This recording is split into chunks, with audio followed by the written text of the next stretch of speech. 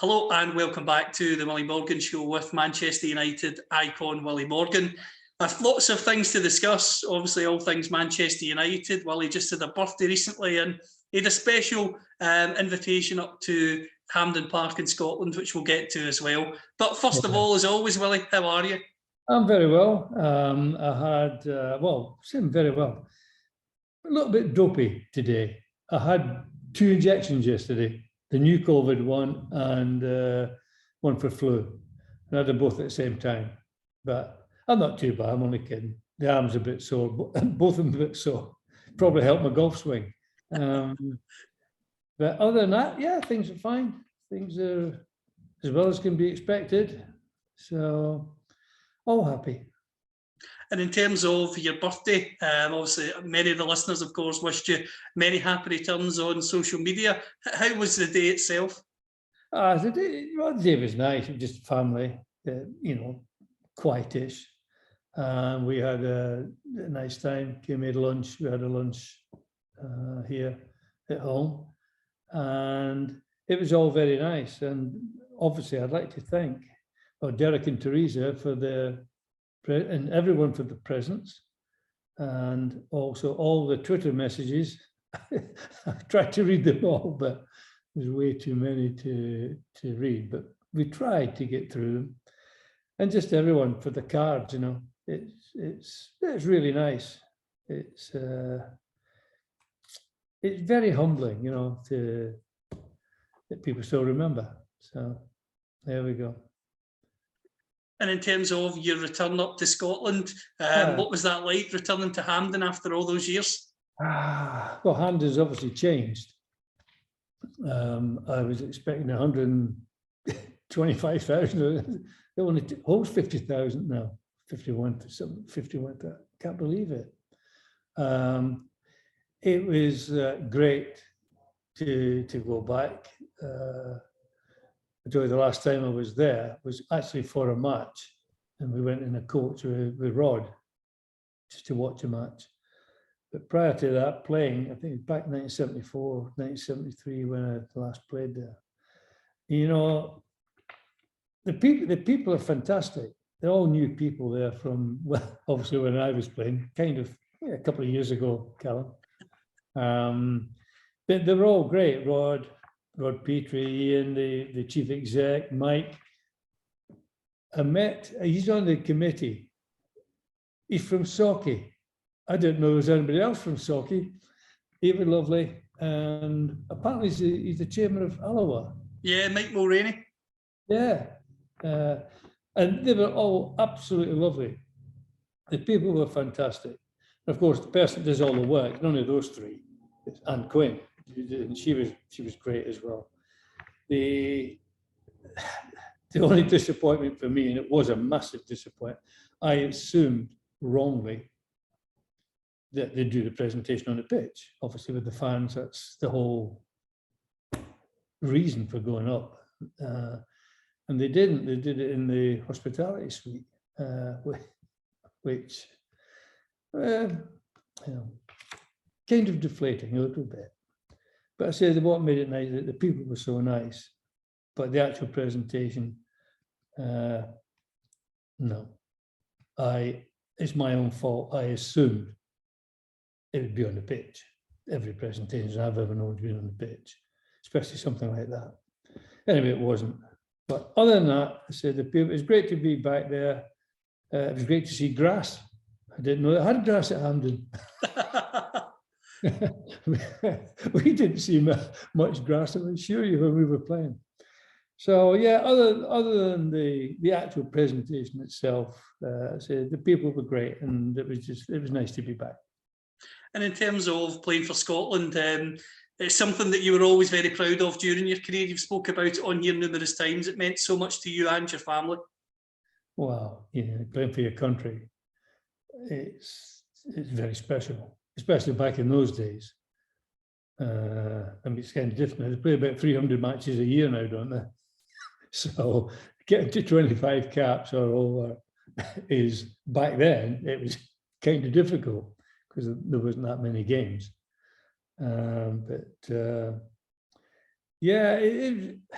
my family loved it. I mean, they just couldn't get over it. My dad it made his life to come to Hampden and see me, play.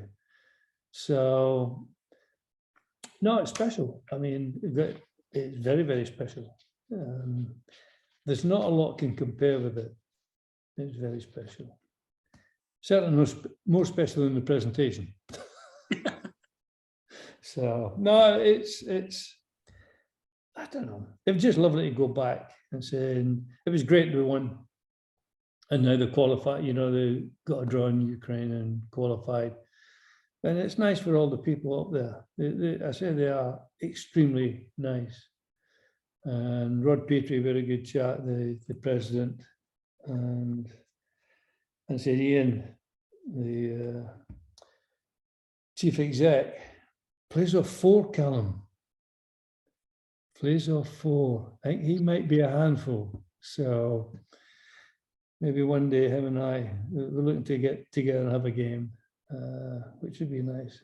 I want to see what his 4's like. So if you're listening, Ian, I hope you're sharpening up, pal. The gauntlet's been handed down. How's the golf game been recently for yourself? You said you were having a good run of form. No, the golf game's good. Not as good as Alex's. I mean, Alex is of +3 now, and obviously a different level. But no, I'm looking for some wood. Hang on. It's good. It's good. I hate saying it because it kiss of death. Any golfer, how you playing? Well, I'm playing great. Well, duff one on the first day. But I'm playing well. Still off 7. Just about hanging in there. Just about play to it. So not too bad. 39 now, cracking on. So. And in terms of the football, we have to mention it. United against Manchester City. Score 3 goals, which normally would be a positive, but conceding 6, Willie, it was same old errors. Well, we don't have defence. I mean, even without Maguire in the team, it's worse when he's in the team. It could have been 15 if he'd been in the team.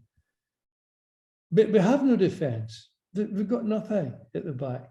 I've said many times as well, City the best team in the league. But they don't have much of a defence either. Anyone who attacks them, anyone with a half-decent defence of their own, and you attack it, you score goals because the defence is not great. And I think, we're flattered a little bit. Would they make 5 substitutions all at once? Unheard of. I mean, I've never heard of that. I didn't even know you could get 5. So, brought all kids on, and that's when we scored 2 of the goals. But the game was all long gone by then. No, they are the best team in the country. They're not great by any standards, but they're the best team. I mean, the rest of them are just. I mean, Arsenal's at top league. They'll go. City will win the league again. So the only saving grace, we're above Liverpool. Always makes it better. As bad as we are, we're above Liverpool. So that's a bonus. In terms of Ronaldo, I have to ask you about, we spoke about him in the last show. Roy Keane said after the game it was disrespectful not to let him leave the club in the summer. And he also felt that he should have come on, or he should have started the game. What's your opinion on that? Well, that's the second time we've played City and he hasn't started. All right. My opinion is that he shouldn't be there in the first place. When he wanted to go, he should have gone. They should have got rid of him. The problem was nobody take him. Nobody take him. You know where to go. So he's had to swallow it and stay and sit on the bench. And for somebody of that caliber, it must be heartbreaking for him. Absolutely heartbreaking. Sat there, substitute. He's not a substitute. He's one of the great goal scorers. He's not a substitute. And, we've been doing all right. Obviously, we've done very well without him. Rashford has been playing well as he's been playing for a while, scoring goals. But you can only, so disjointed, the whole team. He's got a massive job. We keep saying it. He's not going to do it overnight.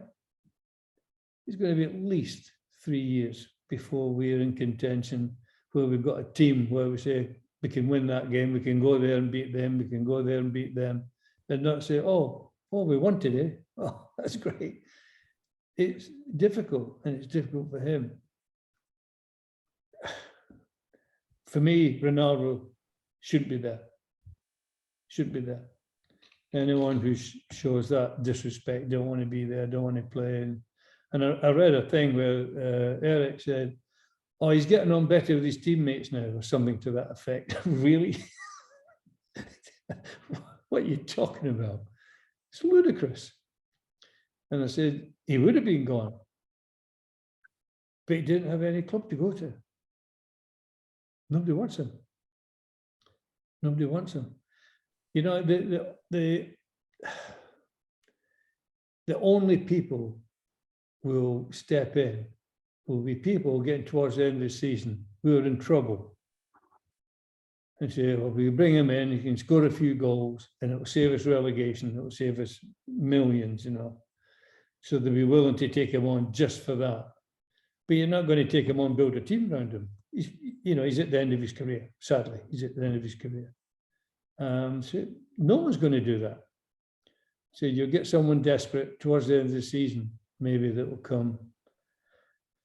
We'll see what January brings. I don't think he'll be here. I don't think he'll be here.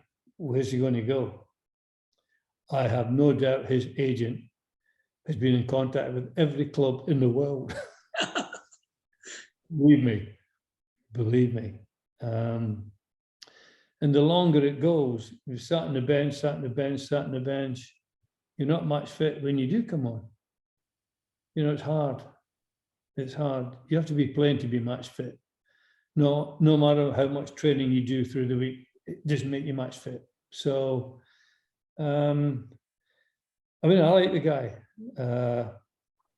but you know what's been happening. He should have gone. That's that simple. Manchester United said, "Yeah, there's the door. You're not sure you want to play here? Well, we don't need you."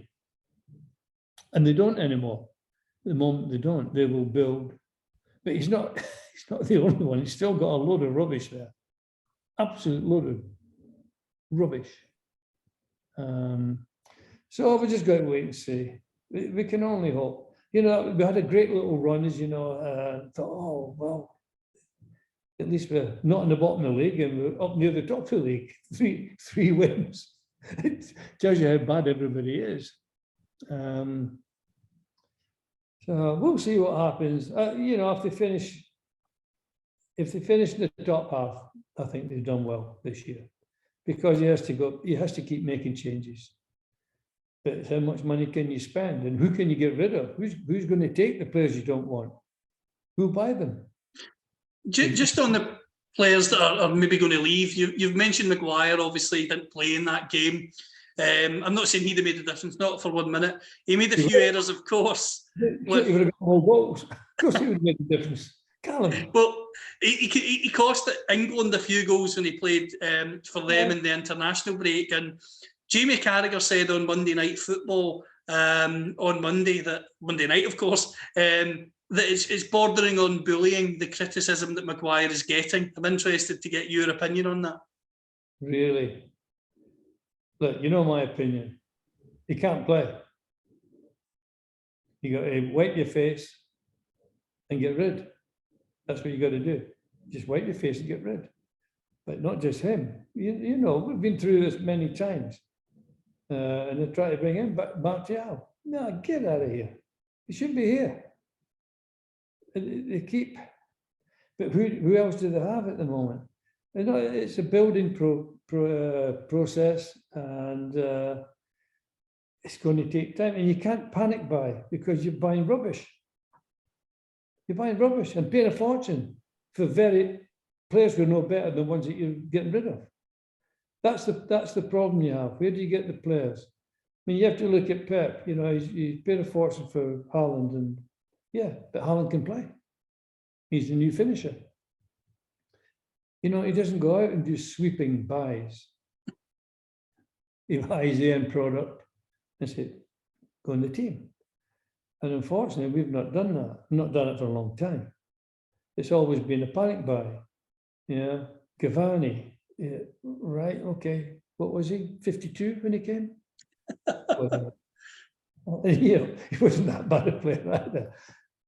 But the stopgaps, and even bringing Ronaldo back, stopgap. You're not going to build a team around him.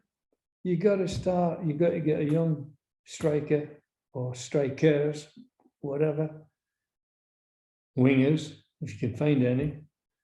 And you got to build your team, but you know, you have to start at the back as well. Without a defense, it doesn't matter how good your attack is.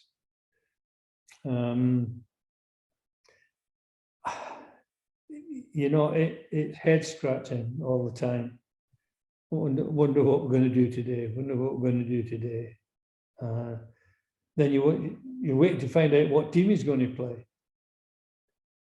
But we're very average. But there's not that much better in the league. I mean, even though as bad as we are, it takes City out of the equation. There's no one. Anyone can beat anyone, including City. I mean, they've been beaten by teams that you think, really? Because I say they don't have a great defense. They're very lucky that they control the game by the passing the ball, by keeping possession, really, and stopping people attacking you. But if you can win the ball and attack City, you'll score goals. Everyone has, and everyone will. He just happens to have, you know, going forward, they're probably the best going forward in the league. So it's a long process for United. It's a long process. Pep said something that when I heard him say it before the game at the weekend, I thought of yourself, and I thought you would. It's the sort of thing you would say.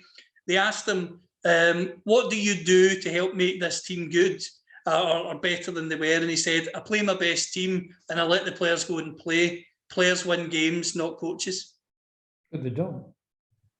And neither do managers, by the way. Neither did managers. Players win games. But the manager put the best team out.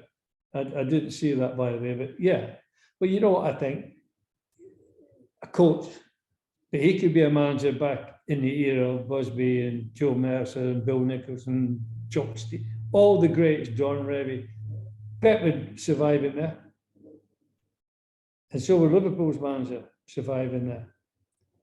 Even though they're struggling at the moment, because he's absolutely right. Coach can't win a game. Team wins a game. And if you have to, why would you play anybody if you have to tell them how to play? Should be in the team. He puts out the end product in his opinion and lets them play. And that's why he's successful. He is an old-time manager who's had to say he's a coach. I'd like to play under Pep because he'd be great to play with under, you know. So yeah, I rate, obviously I rate him, everyone rates him, but it's because he is that good. Speaking of great managers, Jock Stein was born 100 years ago today. What are your memories of Jock? Oh, he was fabulous. You know, he's one of the nicest guys. I wish he'd have come to Old Trafford. I do. I wish he'd come to Old Trafford, not going to Leeds. Oh. Him and Matt were very similar as people, similar as managers. Just great to be around. And it's not a regret, but you know, twice I nearly came back to play for him. I just, you know, coming back up after being down here was going to be a major move. But yes, I would have loved to play. Well, love to play for Jock. But so him and Matt were very similar in every way. They put the best team out, and they had the best players, the best formation. Everyone complemented each other. So, but again, most managers tried to do the same, or did do the same back then. It just some had better ideas than others. So no, Jock, 100 years old. My God, yeah. I liked him very much. We've got a lot of questions, as always, from our listeners.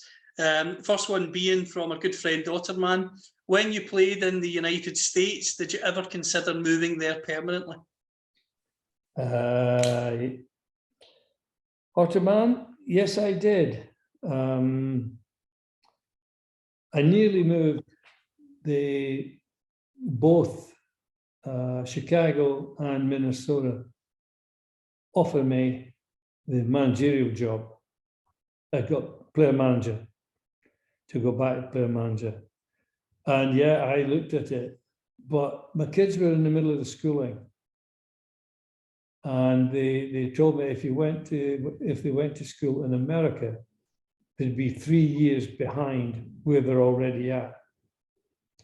And yeah, I loved it. I love, the razzmatazz, all the thing about American football. Yeah, nearly. I did think about it. Yeah, very hard. So, but it was, the defining point was the fact that take the kids out of schools, and that's why I didn't go. So, the next one we've got is what is your favourite Elvis track and why? Oh, there's so many. Who's asked that? That's also Otterman. Is it Pieces of My Life is one of my favourites, and Just Pretend. Either, I don't mind. They're not too well known. Pieces of My Life and say Just Pretend, both great tunes. They had hundreds, Hundreds. I noticed that Hampden, you were wearing an Elvis tie. Really? Yes, it was. Yeah, I wear it anytime I wear a tie, it's the tie I wear. I don't wear a tie very often, by the way. But it was an Elvis tie, yeah. Christopher Evans gets in touch to ask, do you own any of the shirts from your playing career? I do. Not as many as I'd like to have. Gave quite a few away. But I still have a couple of international. I don't have any. In those days, you didn't get your shirt. There was only one shirt for the year. You didn't give it away or keep it. And really, it wasn't like nowadays. I mean, they have 100 shirts each, as many as you want. Back then, you had one home, one away. And under pain of, well, you just didn't. So I never owned any of my Man United shirts. Well, no one has. None of the players from my era have their own shirt. None of them. At Scotland, instead of giving you a cap for all the non-home internationals, you could keep the shirt from the match. And I think I've got 3 left. And the rest, they scattered all over. I think Rod got one when we were in Germany after the match. I don't know where they all are, but yeah, I gave quite a lot away. The last question this week's from Michael Kieran, so it's a long one. Willie, were you ever called up for any Scotland squads after the Germany World Cup? I know you weren't capped again, but just wondered if you got a call up, and were there any reasons given to explain why you weren't in further squads? Michael, something, I don't know, I can't remember. I do know that,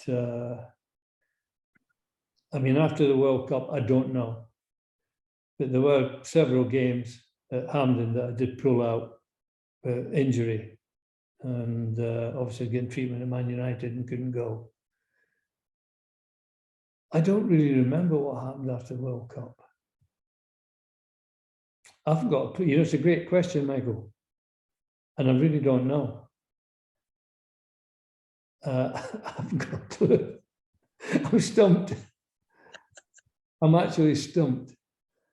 I got asked a question the other day as well. Somebody sent me a text. Do I know who Brian Kidd's assistant was at Barrow when Brian was the manager? I didn't even know Brian was the manager at Barrow. So, and I didn't know that either. You know, I don't know. That would be an interesting thing to find out. I don't know. It's great because we started off then after the World Cup that following season. We started second division, United, but we had a great. Obviously, we won the league, had a great season. I don't know, Michael. If you can find out, I'll be delighted. I should have asked when I was up in Scotland. I should have asked them. They'll somewhere.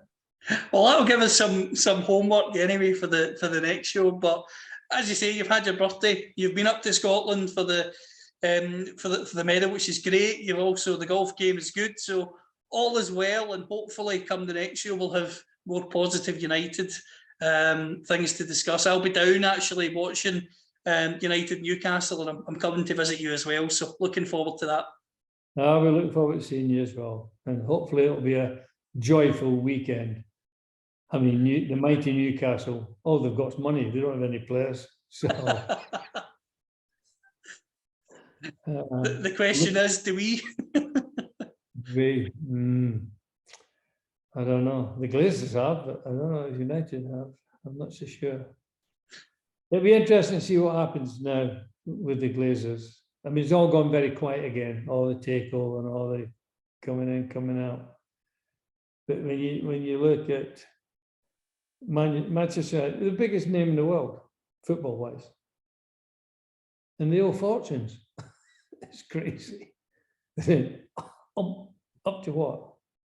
600-700 million in debt. It's crazy. Crazy. Most successful off the pitch in marketing and everything. It's just crazy situation. No, the sooner they go, the better. I don't know. Have you got any money? I think I've got maybe a few £100. That's it. That's as exciting as life gets. I've got about 55 quid. I'll put it in with you, and we'll make it.